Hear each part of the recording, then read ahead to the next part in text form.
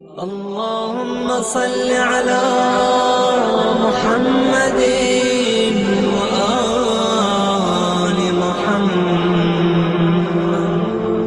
ایک راوی اپنا ایک ایسا مسئلہ لے کر خدمت امام میں گیا جس کا تعلق بہت زیادہ اس معیار سے ہے جو امامت اپنے شیعہ کا چاہتی ہے۔ کیسا چاہتے ہیں شیعہ؟ عجیب جملہ کہا، مولا جب بھی میں کسی نئے علاقے میں جاتا ہوں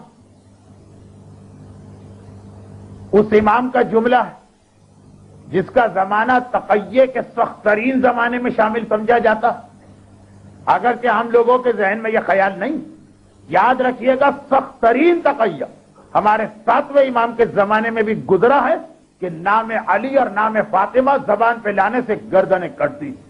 وہ جو واقعہ ہے نا کہ ہارون 7 سادات ایک وقت میں حمید ابن قحطبہ کے ذریعے سے شہید کرا کے کنواں ان سے بھر دیا، وہ ایک بہت ہی مشہور واقعہ جو مشہد میں آج بھی وہ کنویں کے آثار، وہ ہارون کا ہی تو واقعہ ہے، اور ہارون 7ویں امام کے زمانے میں، یہ ہارونی کا تو واقعہ ہے کہ چند دن گزر گئے، بے چینی ہوئی۔ کیوں بے چینی ہوئی؟ بھئی آدمی کو اگر اپنی پسندیدہ غذا نہ ملے بے چین ہو جاتا، جیسا رہنے کا عادی ہے ویسی رہائش نہ ملے بے چین ہو جاتا۔ حج صرف 4 دن کی زحمتوں کا نام ہے، اس میں لوگ گھبرا جاتے ہیں، نہ کپڑے ڈھنگ کے، نہ بستر ڈھنگ کا، نہ رہائش ڈھنگ کی، 4 دن۔ ہارون کیوں بے چین ہو گئے؟ اب میں وہ جملہ تو نہیں کہہ رہا ہوں جو شاید تہذیب ممبر کے خلاف، کہ اسی طرح اگر کسی کچھ وقت نشہ نہ ملے تو اس کا بدن ٹوٹنے لگتا، لیکن ہارون آج کیوں بے چین؟ وہ گھبرا گیا، کہا میرا دل نہیں لگ رہا دنیا کے کسی کام، کھانا نہیں مل رہا، غذا نہیں مل رہی، لباس اس کا کچھ ایسا ہے، رہائش کہیں اس کو کسی جھگی وگی میں رہنا پڑ رہا ہے، کیا مسئلہ؟ سپاہیوں کو بلا کے جب ڈانٹ رہا ہے تو پتا چلا کیا مسئلہ۔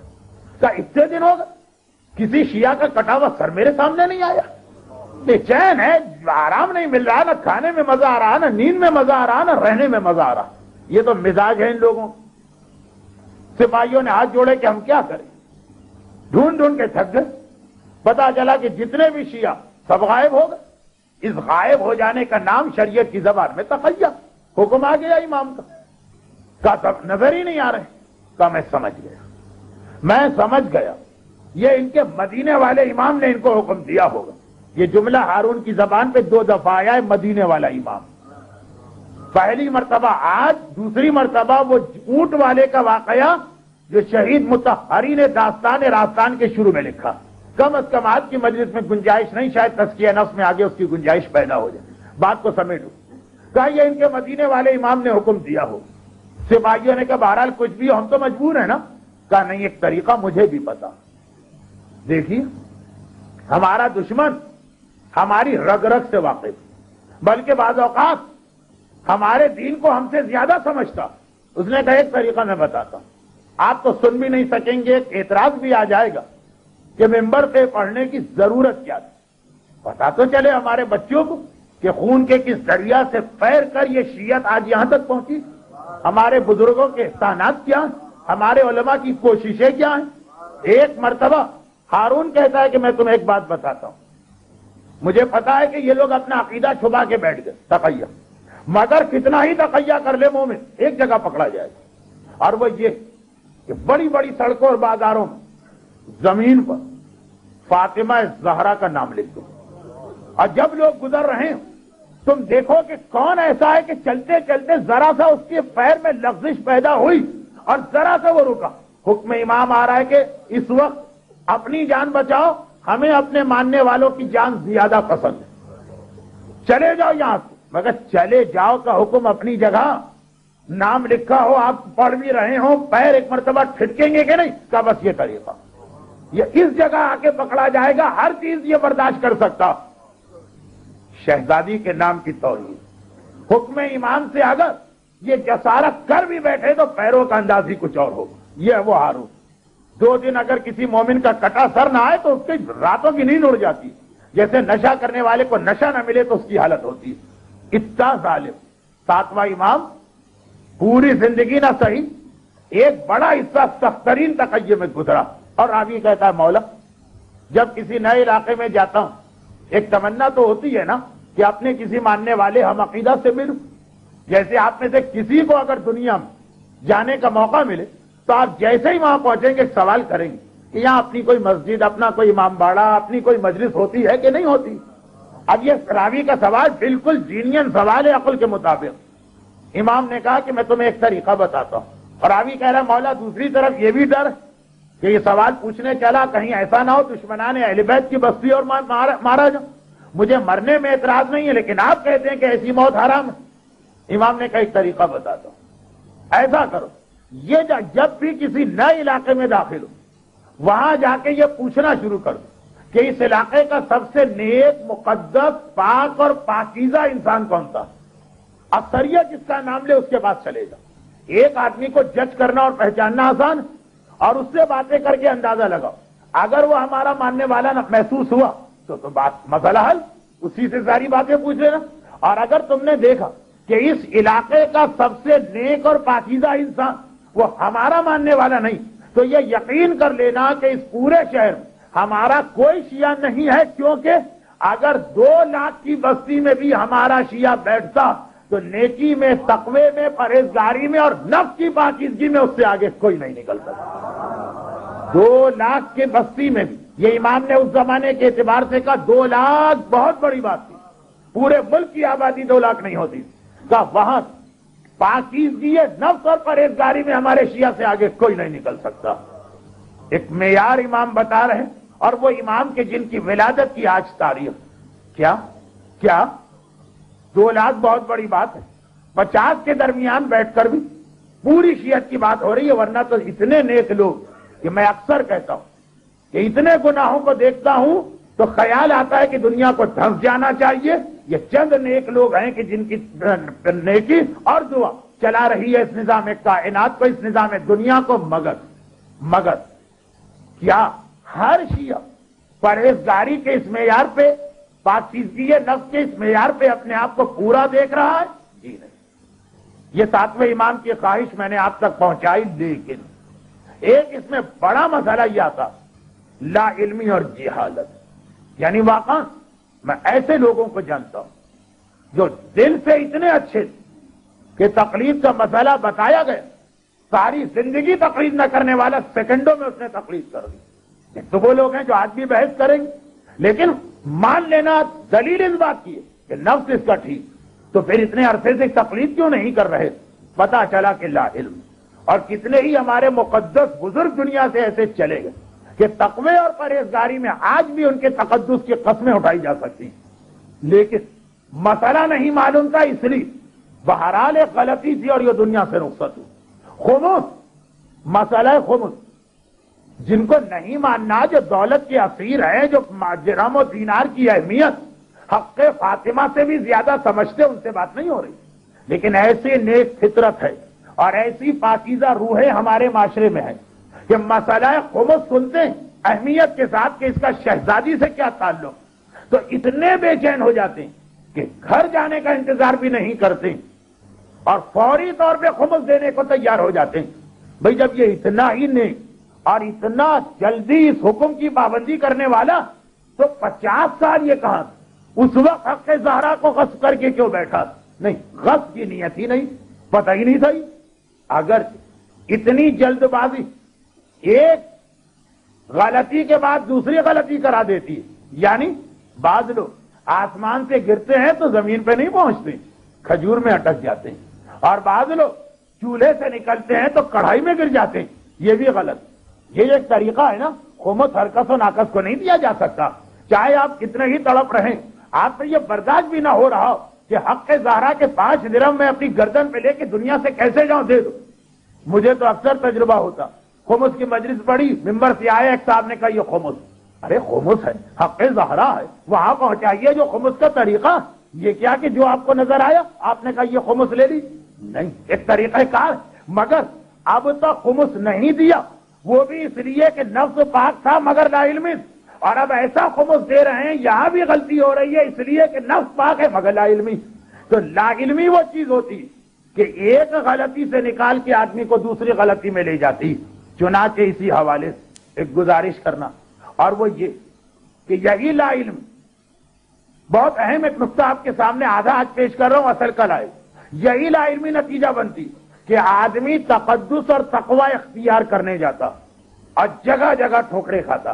اتفاق سے آج ایک برادر محترم کے گھر میں دوپہر کے وقت بیٹھا تھا، کتاب پڑھی تھی شہید مرتضی مطہری کی انسان کامل، ویسے میں نے ورق گردانی کے لیے اٹھا لی اور خاص اس موضوع کے حوالے سے عالم اسلام کے دو انتہائی گمراہ مکاتب فکر کا اس میں تذکرہ چل رہا اور دونوں تقدس و تقوی کی تلاش میں مگر لا علمی۔ ایک کا نام ہے فرقہ ملامتیہ، بہت ہی مشہور فرقہ۔ یہ وہ لوگ جو اندر سے انتہائی پاک و پاکیزہ مگر ڈرتے ہیں کہیں ایسا نہ ہو کہ شیطان ان کو ریاکاری میں مبتلا کر دے، چنانچہ اپنے آپ کو ایسا بنا کے پیش کرتے ہیں کہ لوگ ان کی توہین کریں۔ ایک بہت مشہور فرقہ ہے، ہمارے یہاں کم ہے اس لیے میں ڈیٹیل میں نہیں جا رہا۔ دیکھیے اسلام نے بہت زیادہ ڈرایا ہے ریاکاری اور کہا ہے کہ شیطان سے ڈرتے رہنا، سب سے زیادہ گناہ جو شیطان کراتا ہے وہ ریاکاری کا کراتا۔ نمازیں پڑھی دنیا دکھاوے کے لیے گئی نماز، روزہ رکھا دنیا دکھاوے کے لیے، تو اب یہ ایسے بنتے ہیں کہ نمازیں پڑھتے ہیں مگر اتنا نماز کو چھپاتے ہیں کہ دنیا یہ سمجھتی ہے کہ یہ بے نمازی، اور وہ سمجھتے ہیں وہ لوگ کہ ہم بہت اچھا کام کر رہے ہیں۔ یہ تقدس کی اعلیٰ ترین منزل پہ ہوتے ہیں مگر کبھی فضلہ اور گوبر اٹھاتے ہیں فقط اس لیے کہ نفس کو مارنا ہے، ایسا نہ ہو کہ ہم جو اتنی نیکیاں کر رہے ہیں تو ہمارا نفس مغرور ہو جائے۔ غرور، ریاکاری، یہ وہ چیزیں ہیں جو فی الحال میرے ذہن میں ہیں کہ آئندہ مجلسوں میں لانا، کیونکہ یہ نفس کو گندا کرتی۔ کہا غرور سے بچنا، چنانچہ راتوں کو عبادت کرنے کے بعد اور بارگاہ الہی میں انتہائی بلند رتبے پہ پہنچنے کے بعد حالت یہ ہوتی ہے کہ فضلہ اٹھا رہے ہیں، گوبر اٹھا رہے ہیں، لوگوں کے اس طرح اپنے آپ کو پیش کر رہے ہیں کہ لوگ ان پہ ظلم کریں، اور ان سے پوچھا جاتا یہ سب کیوں کر رہے ہیں؟ ابراہیم کا بہت ہی مشہور فقرہ، ابراہیم ادھم وہ آدمی کہ جس کا ایک واقعہ بہت مشہور ہے، بادشاہ تھا، ایک واقعہ ایسا اس کے ساتھ پیش آیا کہ بادشاہ چھوڑ کے صوفی بن گئے مگر جاہل۔ نتیجہ کیا نکلا؟ یہ کہتا ہے کہ 3 واقعات ایسے پیش آئے کہ میں بہت خوش تھا کہ میں اپنے نفس کو مار رہا ہوں۔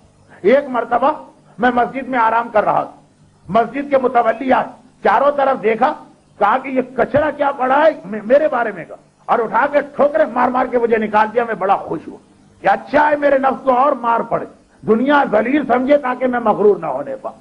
دوسری بار ایک جگہ میں کشتی میں جا رہا تھا، ایک مسخرہ کھڑا ہو گیا، لوگوں سے وہ ہنسی مذاق کرنے لگا۔ ایک مرتبہ دوران مذاق اس نے کہا کہ آج میں ایک آدمی کی اچھی طرح گد بناتا ہوں۔ چاروں طرف دیکھا، میں نظر آیا، میری داڑھی پکڑ کے لے آیا اور پھر داڑھی پکڑ کے بےہودہ حرکتیں میں بڑا خوش ہوا کہ اچھا لوگوں کے سامنے میں ذلیل ہو رہا ہوں، میرا نفس مار کھا رہا۔ اور تیسرا واقعہ اسی حوالے سے وہ یہ لکھتا کہ ایک مرتبہ میں جا رہا تھا کہیں، ایک آدمی اپنے گھر کا فضلہ پھینکنے نکلا جو جمعدار پہلے کام کرتے تھے، مجھے بلا کے کہا یہ اٹھاؤ اور جا کے پھینکو۔ انسان اپنے فضلے سے کراہیت کرے، کہاں یہ کہ دوسرے کے گھر۔ میں بڑا خوش ہوا کہ میرا نفس مار کھا رہا۔ شہید مطہری نے آخر میں لکھا بھی ہے اور یہ میرا موضوع بھی، کہا یہ جو حماقت اور جہالت ہوتی، اسلام نے جتنا زیادہ حکم دیا اپنے نفس کو مار مار کے رکھو، اتنا ہی حکم دیا عزت نفس کا بھی خیال کرو۔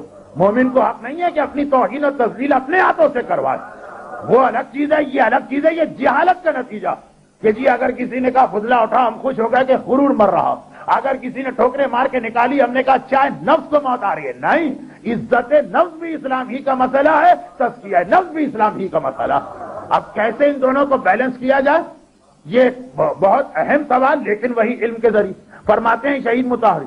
اسی طرح سے ایک گروہ ایسا، توجہ دیجیے گا، ایک گروہ ایسا، اور آگے لکھا ہے کہ اہل ہند کے کافروں کا یہ طریقہ، اپنے جسم کو اتنی زحمتوں میں ڈالو، اتنی زحمتوں میں ڈالو، ہندوؤں کے سادھو، یوگی اور دوسرے لوگ کیا اتنی زحمت میں ڈالو کہ تمہارا نفس مار کھا کھا کے تمہارے کنٹرول میں آ، بھوک لگتی ہے کھانا نہیں کھاتے، نیند آتی ہے رات کو سوتے نہیں، نہ پراپر غذا، نہ کھانا، نہ آرام، یہاں تک سنا ہے کہ جی زمین میں وہ کیڑے گاڑ کے اس پہ بیٹھ جاتے، جتنی تکلیف نفس کو پہنچے گی۔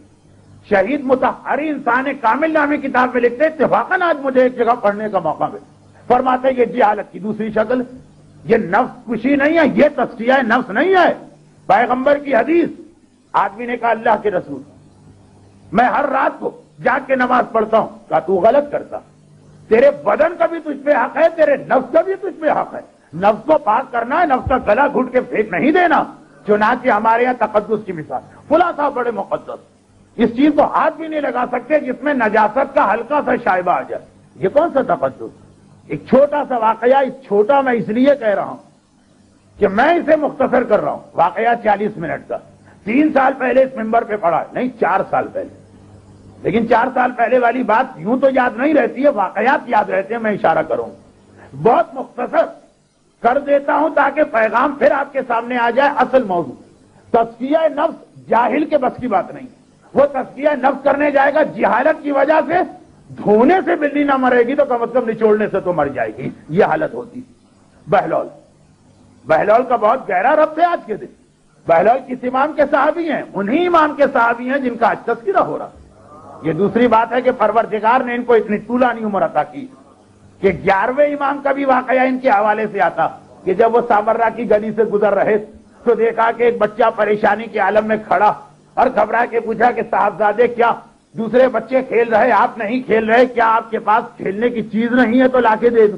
اور کہا کہ اے شخص, اللہ نے ہمیں کھیلنے کے لیے پیدا ہی نہیں کیا. وہ بہت مشہور واقعہ, اسے پڑھ بھی سکتا ہوں لیکن وقت نہیں. تو میں بتا یہ رہا, 7ویں کا زمانہ دیکھا, 8ویں کا زمانہ دیکھا, 9ویں کا زمانہ دیکھا, 10ویں کا زمانہ دیکھا, 11ویں کا زمانہ دیکھا. اور اس میں 2 باتیں یاد, ایک بات اور یاد رکھیں, پوری سیرت معصومی اللہ کے رسول سے لے کے 11ویں امام تک, 12ویں کے بارے میں وہ جملہ میں نہیں کہہ سکتا جو اب کہنے جا رہا ہوں. اس پورے 13 معصومین امامت یا نبوت کی مدت سب سے زیادہ کس کی؟ 4 امام جن کو اللہ نے 35 سال سے زیادہ مدت دی. اس میں مشہور ہمارے ہاں صرف ایک ہیں, چھٹے امام. وہ ہر ایک کے ذہن میں کہ چھٹے امام کی مدت بہت زیادہ تھی, اس لیے تشیع کو پھیلایا, ہم جعفری کہلا. چوتھے امام ماتم کے حوالے سے 40 سال روتے رہے, اصل ہے 35 سال, مگر 7ویں امام کی امامت بھی 35 سال. طویل ترین امامتوں میں سے ایک یہ ہے اور ایک 10ویں امام. پیغمبر 23 سال مدت نبوت, مولا علی کی مدت 30 سال, اور اس کے بعد امام مظلوم مشکل سے 12 سال. 7واں امام اور 10واں امام 35 سال امامت کی مدت گزاری. تو بہلول 7ویں کا پورا زمانہ, 8ویں کا پورا زمانہ, 9ویں کا پورا زمانہ, 10ویں کا پورا زمانہ. مگر بہلول شروع ہی ان کا پہلا واقعہ 7ویں سے ہوتا. کب؟ جب 7ویں امام ایک اصول علی ابن یقین کے ذریعے ہم کو دیا اور ایک اصول بہلول کے ذریعے دیا. دونوں کا خلاصہ یہ کہ یہ بھی سمجھو کہ مجتہدین کے اختلاف کیوں ہوتے. ایک علی ابن یقین کے ذریعے اصول آیا, ایک بہلول. مگر میں صرف بہلول والا جملہ پڑھ رہا ہوں وقت کی کمی کی وجہ سے. بہلول, ہارون رشید دستخط کرا رہا ہے سب لوگوں سے. کس بات پر؟ کہ 7ویں امام کو قید کر کے شہید کرنا. ابھی تو قید کا مسئلہ, مگر حکمران اپنے ظلم کے لیے بندوق علماء سو کے کندھے پہ رکھ کے چلاتے ہیں. امام کی حدیث آفت الدین ثلاثہ, یہ اسلام کی تباہی 3 چیزوں سے, امام جائر و عالم فاسق, بلکہ پہلے عالم کا نام عالم فاسق و حاکم جائر و عابد مجتہد, جو ہمارا آج کا موضوع.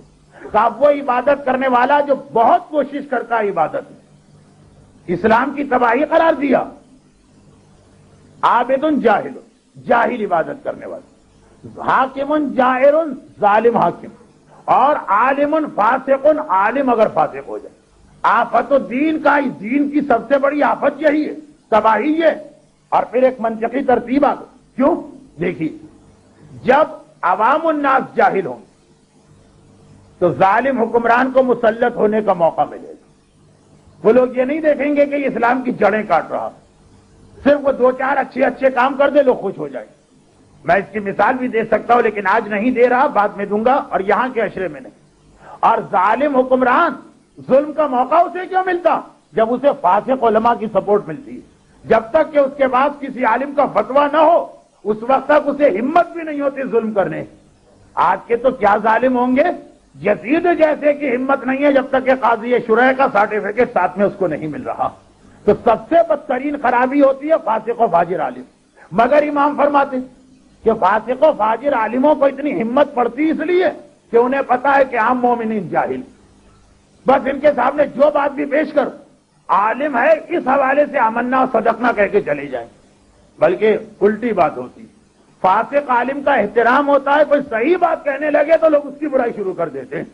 یہ عوام کی کم علمی کا نتیجہ، ہر چیز گھوم کے وہاں آ رہی۔ ہارون کو 7ویں امام کو قید کرنا، کیسے قید کر؟ ایک ہنگامہ ہو جائے گا کہ فرزند رسول کو تم نے قید کیا، چنانچہ اس نے علماء سے فتوے لیے۔ بہلول کے پاس جو اس زمانے کے سب سے زیادہ مشہور عالم، ان کے پاس بھی یہ فتویٰ ہے۔ بہلول جذباتی ہوتے، کہتے کاغذ پھاڑ کے پھینک دیتے، کہتے میرا گھر اڑا دو لیکن میں اس پہ دستخط کروں۔ اور فاسق و فاجر ہوتے تو قاضی شرح کی طرح درہم و دینار کی ایک بوری رات کو گھر میں آتی، اگلے دن جس سے فتوے چاہیے سب پہ دستخط ہو جائے۔ مگر نہ یہ ہے نہ وہ، پتا کہ ہمیں ہر جگہ وہ قدم اٹھانا ہے جو امام کا حکم ہے، امام سے رابطہ کیا۔ مولا ایمان کہتا ہے اپنے آپ کو موت کے گھاٹ اتارنا قبول کر لو، دستخط نہ کرو، مگر میں اپنے دل کی بات کے بدلے اپنے امام کا حکم مانتا ہوں، بتائیے میری ذمہ داری کیا؟ امام نے کہا علیکا بالجنون، اپنے آپ کو مجنون ظاہر کرو۔ چنانچہ نہ صرف یہ کہ یہ فتویٰ واپس لیا جائے بلکہ حاکم اس پہ تمہارے دستخط کرتے ہوئے گھبرا بھی جائے گا کہ بھائی اگر کسی فتوے پر کسی پاگل کے دستخط ہے تو ساری اہمیت ختم ہو جاتی ہے۔ علیکا بالجنون، پاگل بنا لے۔ 7ویں امام کے حکم سے اپنے آپ کو پاگل بنائے، لیکن کیسا مجنون کہ ہزاروں صاحب عقل اس کے جنون پہ قربان۔ ایک دن بغداد کی گلی سے جا رہے ہیں، سامنے سے جنید بغدادی نام کا ایک بہت ہی مشہور اس زمانے کا صوفی آدمی آ رہا، جس کا عقیدت کا کلمہ ہارون بھی پڑھتا۔ اس کو پتا تھا کہ یہ آدمی بہلول پہلے بڑا عقل مند تھا، پاگل ہو گئے۔ لیکن پاگل کی بھی دو قسمیں ہوتی، ایک یہ جو لوگوں کو تکلیف پہنچا، اذیت پہنچاتا، چنانچہ اس سے تو ہر آدمی ڈرتا، اور ایک یہ ہوتا ہے کہ اتنا پاگل نہیں ہوتا، یعنی لوگ پھر اس سے ہنسی مذاق چھیڑ چھاڑ کرتے۔ سڑی جسے کہہ لیجیے اردو کے اندر، سڑی اور دیوانہ لیکن پاگل پن کی منزل میں، کا ذرا چھیڑ چھاڑ کرو۔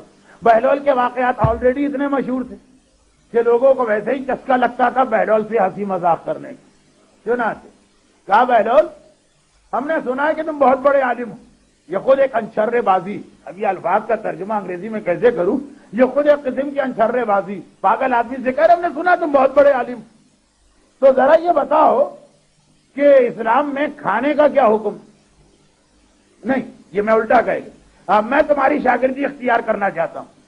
بہلول نے دیکھا جنید کو، طنز ہوا نا، مذاق ہوا، پاگل سے کہا تمہارے شاگرد۔ بہلول نے کہا میں اس طرح تو شاگرد نہیں بناتا، پہلے تو امتحان لیتا ہوں۔ اچھا لے لو امتحان، اب یہ سب مذاق چل رہا۔ بہلول نے کہا یہ بتاؤ کھانے کا کیا طریقہ؟ کہا کھانے کا بہت واضح طریقہ، اسلام کہہ رہا کم سے کم کھاؤ۔ بھوک لگ رہی ہے، میدا جواب دیا جا رہا، آدمی نڈھال ہو رہا، آنکھیں قل ہو اللہ پڑھ رہی، پیٹ میں چوہے دوڑ رہے، لیکن بھائی حکم اسلامی ہے کم سے کم کھاؤ۔ بہلول نے جیسے ہی جواب سنا کہا ہٹ جاؤ یہاں سے، جسے کھانے کی تمیز نہیں وہ میرا شاگرد بن نہیں سکتا، خدا حافظ۔ بہلول چلے گئے آگے، ایسا بھنا کے رہ گیا وہ آدمی، لیکن کیا کرے، پاگل آدمی ہے، کیا کرے۔ اگلے دن جان بوجھ کے آیا اسی علاقے میں۔ بہلول کا ایک نظام بھی ہوتا تھا کہ آج یہاں صبح، یہاں دوپہر، یہاں رات، یہاں اگر مکان بنا رہے تو پہلے دن زبیدہ کو نظر آئے تو اگلے دن ہارون کو بھی وہیں نظر آئیں گے۔ بہت ہی مشہور واقعہ ہے اور تذکرہ کرنا ہے ریاکاری اور اخلاص کی مجلس میں۔ خیر خلاصہ اگلے دن شاگرد بننا چاہتا ہوں۔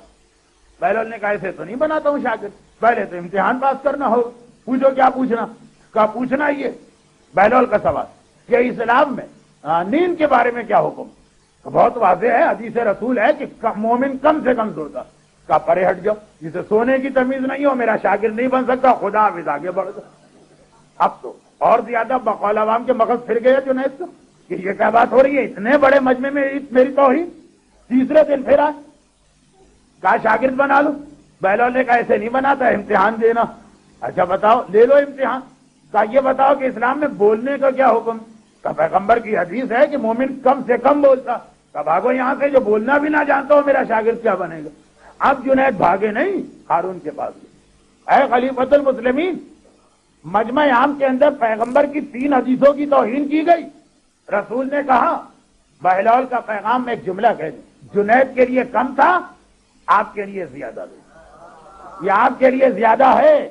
یہاں جو آج کل ہر آدمی آدھی حدیث اور چوتھائی آیت پڑھ کے اپنے آپ کو مجتہد اور مرجع سے بڑا سمجھتا ہے، پیغام دے رہے ہیں جنید کے ذریعے سے آپ تک، پیغام آپ کو پہنچا رہے ہیں، ذریعہ ان کو بنائے. سنیے ابھی پیغام. حدیث رسول ہے کہ کم کھاؤ، کم بولو، کم سو. بہلول کو گرفتار کیا گیا. ہارون کے رشتہ دار بھی ہیں، فرسٹ کزن ہیں، آئے یہاں پہ. ہارون نے کہا بہلول، مجمع عام کے اندر اسلامی دنیا میں توہین رسالت. بہلول نے کہا میں نے کون سی توہین رسالت؟ کہا کہ سوال جواب کیا ہوئے؟ جنید نے کہا اس کا پہلا سوال تھا کیسا کھاؤ؟ تو میں نے کہا کم سے کم کھاؤ، یہ حکم اسلامی. بہلول نے کہا واہ ہو تمہاری عقل پر، کم اور زیادہ بات کا مسئلہ. پہلے دیکھو جو کھا رہے ہو وہ حرام کھا رہے ہو کہ حلال کھا رہے ہو؟ حرام ایک لقمہ بھی ہے تو گناہ ہے، حلال پیٹ بھر کے بھی کھا جاؤ تو کیا حرج؟ اور بتاؤ میں نے کیا مذاق اڑایا؟ کہا کہ تم نے کہا کہ کتنا سونا چاہیے تو پیغمبر کی حدیث کم سو. بہلول نے کہا واہ ہو تیری عقل پر، کم اور زیادہ بات کا مسئلہ. سارے واجبات ادا کر چکے ہو، ساری رات بھی سو تو کیا حرج ہے؟ اور گناہ کر کے اگر آدھا گھنٹہ سو رہے ہو تو یہ کم سونا بالکل بیکار ہے. اور میں نے کیا کہا کہ تم نے کہا تھا کلام کتنا ہونا چاہیے، کیسا ہونا چاہیے؟ میں نے کہا کم. حدیث رسول. کہا کم اور زیادہ بات کا مسئلہ. پہلے دیکھو کہہ کیا رہے ہو. اگر حرام کلام ہے، کسی کی غیبت، کسی کی توہین، کسی کو گالی، کسی پہ تہمت، آدھا جملہ بھی ہو تو حرام. اور اگر کلام حلال ہے، دعائے کمیل پڑھ رہا، تلاوت قرآن کر رہا، ساری رات بھی بولتے رہو تو کیا اس کے اندر حرج ہے؟ جسے نہ بولنا آئے، نہ سونا آئے، نہ کھانا. حدیث رسول کا حوالہ دے کے گئے. رسول نے یہ کہا. ارے رسول نے جو کہا ہے ترتیب ہوتی ہے، ترتیب ہوتی ہے. واجب پہلے ہے، سنت بعد میں ہے. یہ مسئلہ بعد میں دیکھنا ہے، کم کھانا، کم سونا. پہلے حلال و حرام کا معیار. مگر آپ دیکھیے، آپ یہ دیکھیے یہاں پہ کتنا بڑا کم علمی کی بنا پر ہمارے اپنے معاشرے میں ایک مذاق سا نظر آتا کہ بھائی فلاں گوشت نہیں کھائیں گے، حرام. فلاں کھیر استعمال نہیں کریں گے، غلط. فلاں چاکلیٹ اپنے گھر میں نہیں لائیں گے، گناہ. اس لیے کہ اس میں یہ نجاست، اس میں ہونا. کیا لے کر آئیں؟ سوکھی بھی روٹی.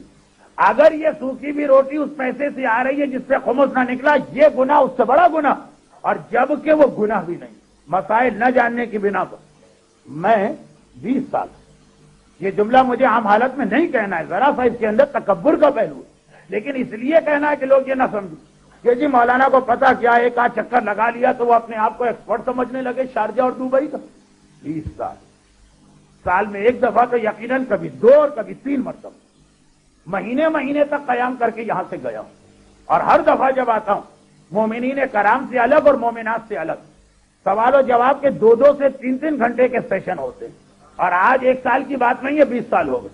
تو اچھی طرح سے پتا کہ اسلام کے بڑے بڑے واجبات و حرام، ان سے ہر آدمی لاپرواہ. اور کھانے اور پینے کے مسئلے پر جو حرام و حلال کا مسئلہ نہیں ہے وہ سوال کیے جاتے جس کی شریعت کے اندر آلریڈی بڑی گنجائش. اتنے سوال، اتنے سوال، اتنے سوال. میں یہ نہیں کہہ رہا کہ جائیے ہندو کے یہاں کا کھا لیجیے، میں یہ نہیں کہہ رہا کہ جائیے اور نجاست کھا لیجیے، میں یہ نہیں کہہ رہا کہ جائیے اور غیر مسلم ملک کا گوشت کھا لیجیے. لیکن جو اس کا جواب ہے وہ سنیے کبھی، اور جو سوال آتے ہیں کبھی وہ سنیے. ایسا لگتا کہ سوائے اس کے اور کوئی چیز ہے ہی نہیں. تقویٰ و پرہیزگاری، گوشت پہ اتنی فکر کہ ہندوستان کا گوشت کھائیں کہ نہیں کھائیں. ہندوستانی فلموں کے بارے میں کوئی سوال نہیں آیا، ہندوستانی گانوں کے بارے میں کوئی سوال نہیں آیا، ہندوستانی ڈش اینٹینا کے بارے میں کوئی سوال نہیں آیا. یہاں تو پتہ نہیں شریعت نے گوشت میں کتنی گنجائش رکھی ہے. وہاں تو صریحاً حرام کوئی گنجائش ہی نہیں ہے. اس کے بارے میں کسی کو نہیں پوچھنا، ساری محنتیں اس پہ صرف ہو رہی ہیں. اب ایک مرتبہ تو درود بھیج دے محمد والے محمد.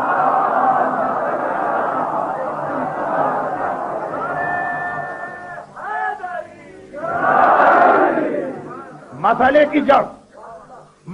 کی جڑ لا علم، مسئلے کی جڑ جہالت، مسئلے کی جڑ وہ جملہ کہ امام کو یہ فرمانا پڑے. البتہ اس امام کو نہیں جس کی آج ولادت کی رات ہے، اس امام کو کہ جس کے گھر آج ولادت کی خوشی ہو رہی ہے، یعنی 7ویں امام کے بابا کا عجیب فقرہ. تڑپ اٹھے مومن اگر ذرا سی بھی اس فقرے کی تفہیم اور سمجھ آ جائے. کیا فقرہ؟ لا تکونوا اعرابیا، اے ہمارے شیعو خبردار کبھی اعرابی نہ بننا. پوچھا لوگوں نے ما هو الاعراب، اے فرزند رسول، اور اعرابی کسے کہتے ہیں؟ فرمایا اعرابی وہ کہ لم یتفقه فی الدین ولم یتعلم الحلال والحرام، جو دین کی سمجھ حاصل نہیں کرتا، حلال و حرام کی تعلیم نہیں لیتا.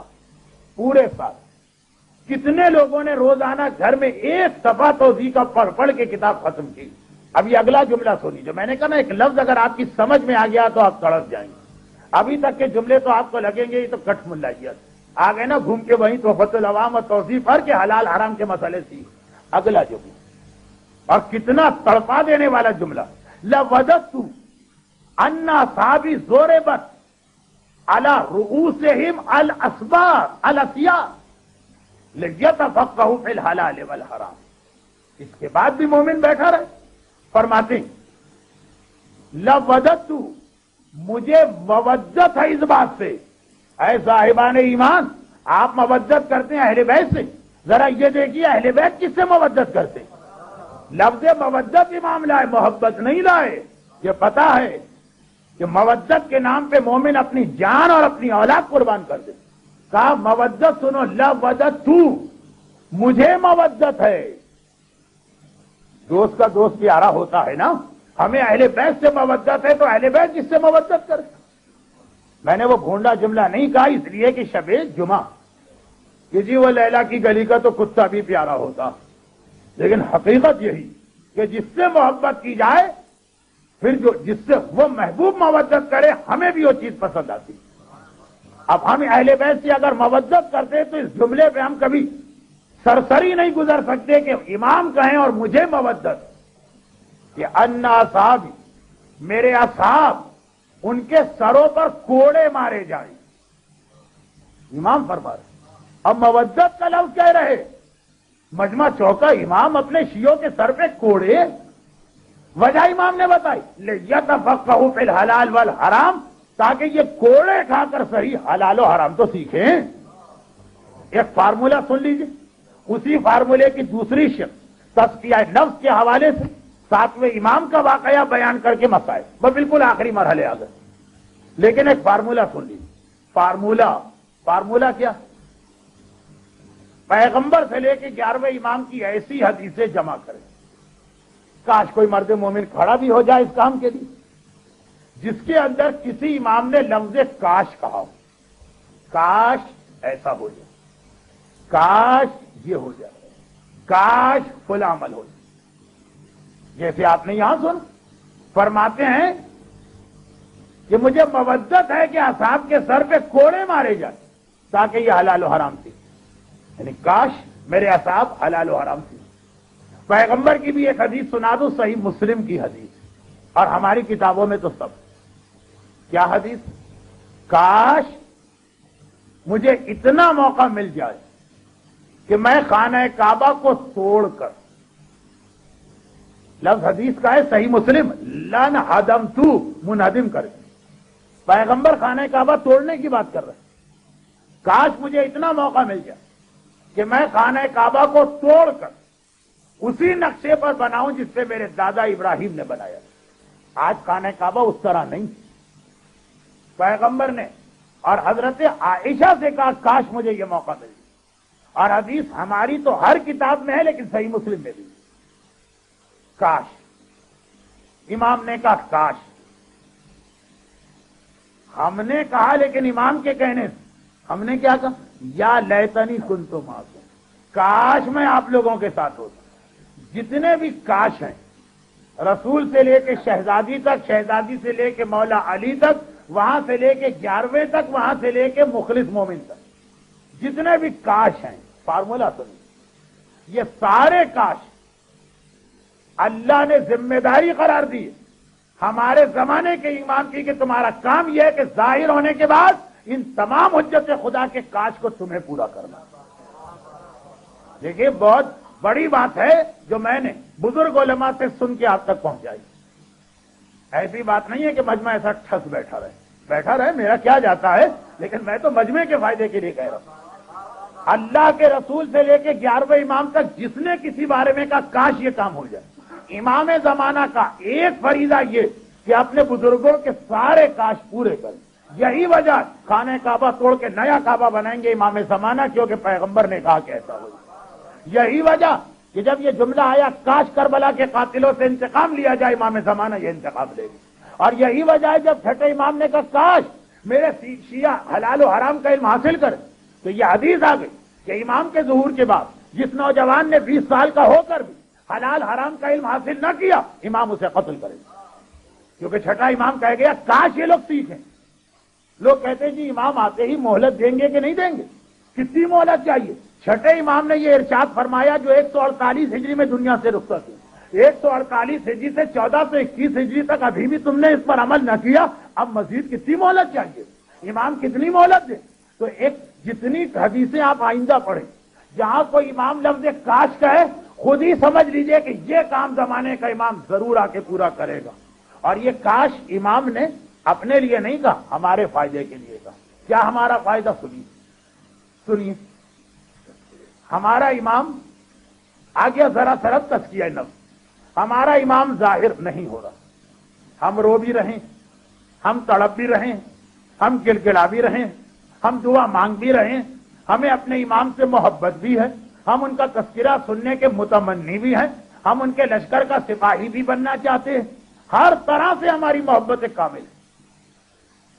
لا علمی جس کی وجہ سے امام ہم تک نہیں آ پا رہے۔ اللجن اللجن اللجن اللجن یا مولا اللجن اللجن اللجن اللجن اللجن اللجن اللجن یا صاحب الزمان